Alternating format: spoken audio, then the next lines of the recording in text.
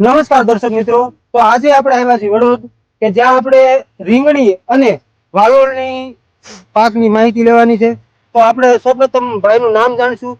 તો તમારું નામ એક આખું કહી દો. ઘનશ્યામભાઈ જીવરાજભાઈ તલાવડિયા, વડોદ ગામ. બરાબર, ગામ વડોદ. બરાબર. તો આ તમે આ વખતે જે વાલોળ વાવી છે તો એના વિશે અમારા જે દર્શક મિત્રો છે એને માહિતી આપો.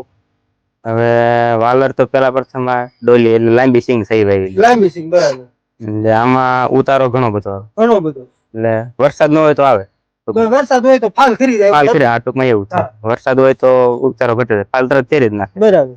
અને દવાનો તો આમાં બહુ ઓછો હોય તો હાલે. આનું વાવેતર ક્યારે કરવાનું? આપણે કપાસ ને માંડવી વાવી ત્યારે જ? ના, ત્યારે જ વાવેતર. અગાઉ કરો તો હાલે. આ રીંગણ બધું હારે જ વાવેલું છે. રીંગણી ને વાવી એટલે રીંગણ બધું હારે જ વાવેલું છે. અને આમાં સાવચેતી શું શું રાખવી પડે, તમે શું કહો? ખાલી દવા, ગળો ક્યારેક ગળો આવે. ગળો આવે, બરાબર. બીજું કઈ નહીં. અને આનું શું તમે કહેતા હતા હમણાં કટિંગ કરવાનું? વેલો હાલે ને, વેલો એનું કટિંગ કર્યું એટલે એના લીધે બીજી ડાળ છે એટલે ફાલ આવે. બરાબર. અને ફાલ તો બહુ દેખાય આમાં. કદાચ આનું ઉત્પાદન તો ઘણું બધું મળતું હોય છે ને? ઘણું બધું. બરાબર. ઈવળની દવા તમે આમાં કઈ છાંટો? હવે એમાં બે જ પ્રકારની આવે, બે છાંટું પહેલેથી. હા, બીજી દવા બદલાવાની જ નહીં. બરાબર. કદાચ એગ્રો વાળા કે આ છાંટો આ છાંટો એવું કાંઈ નહીં. બીજી સારી એગ્રા વાળા પૂછતા નથી. જે ગામના લોકો જે અનુભવ હોય ને, અનુભવ જે વાવેતર કરેલું છે એને ખબર છે, ઈ છાંટો એથી સારું રિઝલ્ટ મળે. એનથી રિઝલ્ટ સારું. દર્શક મિત્રોને તમે ખેડૂત મિત્રોને કહો તમે કઈ દવા છાંટો છો? હવે એમાં એક કાળો ઘોડો દવા આવે. કાળો ઘોડો અને તાકાત. બરાબર. બે જ દવા. બે જ દવા. હા, બરાબર. ઈ કેટલા પ્રમાણમાં છાંટવાની હોય? 25 ml ની 25 ml એક પંપ નાખવાની હોય. હા, બે 25 નાખી દેવાનું અને છંટકાવ કરી દેવાનો. એટલે આમાં 1.5 પંપ થાય છે બે વાળામાં. હા, એટલે પૂરું. 1.5 પંપ. તો ઈ ઘણી દવા કામમાં આવતી છે ને? ઘણી. એટલે ટૂંકમાં સાંજનો સમય હોય ને, સાંજે ત્યારે સાંજે એટલે વધારે રિઝલ્ટ મળે દિવસ કરતા. તડકા કરતા આનું ઉત્પાદન તમારે કેટલા દિવસે ચાલુ થાય? કે મહિનો, 2 મહિના કર્યા પછી? બસ એવું છે, 2 મહિના ટૂંકમાં છે. ધીમે ઉત્પાદન ધીમે ધીમે ચાલુ થાય. હવે તમારે જે મેન ઉત્પાદન છે હવે જ મળે. શિયાળો બે એટલે ઉત્પાદન મળે. શિયાળો બે એટલે કોક ચાલુ ઓછો આવે, ઉત્પાદન વધે. અને ખેડૂત મિત્રો તમે જોઈ શકો છો કે પાછળ ઉતારવાનું કામ ચાલુ જ છે.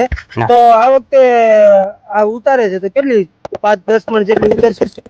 અત્યારે તો વરસાદના કારણે તો નહીં ઉતરે. બરાબર. એક બે દી પેલા વરસાદ આવી ગયો ને એટલે પાલ બધો કેરી ગયો. એટલે હવે આના પછી જે વારો છે ને એમાં ઉતરશે. 10-12 હા, ભાવે સારો આનો મળે રહે.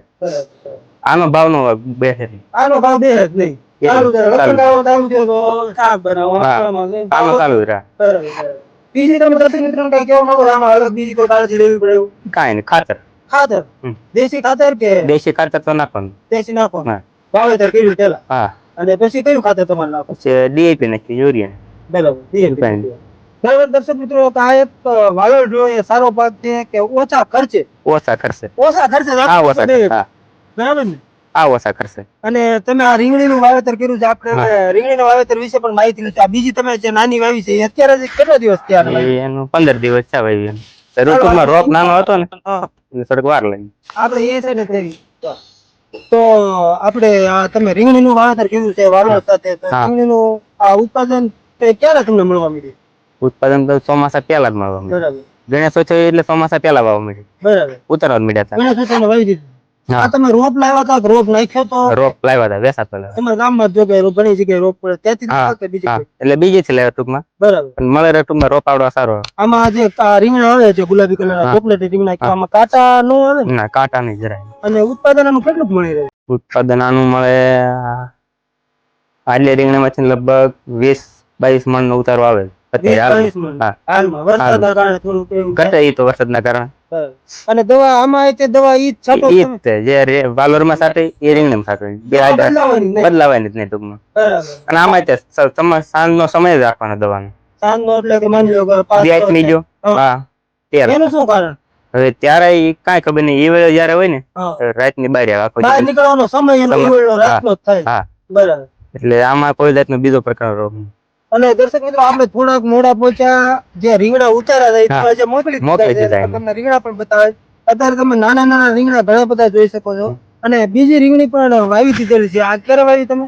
આના 15 દિવસ થયા. 15 દિવસ થયા. કદાચ આ નીકળી જશે પછી આ ચાલુ થઈ જાય. આ ચાલુ થઈ જશે. અને વચ્ચે પણ દર્શક મિત્રો તમે જોઈ શકો છો મેથીનું વાવેતર કર્યું છે. એના લીધે શું ફાયદો થશે તમને?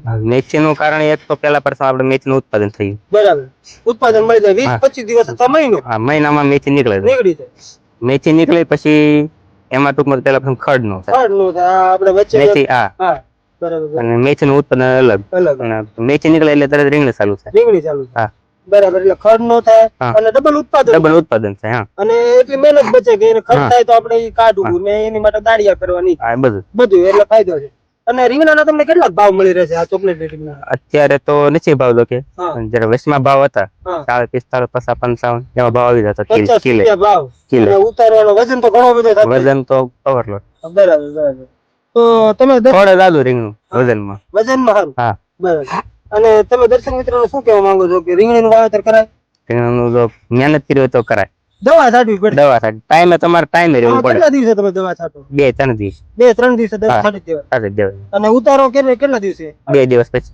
બરાબર, જેથી દવા છાંટી એના 2 દિવસ પછી ઉતારી લેવાનું. તો દર્શક મિત્રો, આ રીંગણીની ખેતીમાં ઘણા બધા ફાયદા છે, પણ ઘણું બધું મહેનત કરવી પડે છે અને થોડીક ધ્યાન રાખવું પડે, સાટ રાખવી પડે. ટાઈમે ટૂંકમાં થોડુંક રહેવું પડે એટલે તમારું ઉત્પાદન મળી રહે. બરાબર. તો દર્શક મિત્રો, આપણે જાણ્યું કે રીંગણીમાં કેવી સારવાર કરવી પડે, વાલોળમાં કેવા ખર્ચ નથી આવતા. બરાબર, વાલોળ ઓછા જે ખર્ચે જાજુ ઉત્પાદન આપણને. આનું ઉત્પાદન વાલોળનું કેટલો ટાઈમ સુધી રહે છે?